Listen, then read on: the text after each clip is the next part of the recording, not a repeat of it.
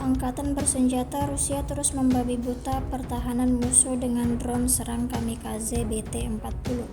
Rekamannya ramai beredar di media sosial Telegram pada Jumat 16 Februari 2024. Setiap harinya, angkatan bersenjata Rusia terus menggempur pertahanan militer pasukan Ukraina.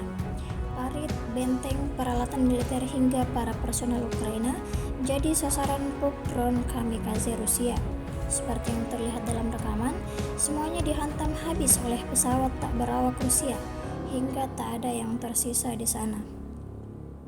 Insiden ini lagi-lagi menambah daftar panjang kerugian yang didapatkan angkatan bersenjata Ukraina.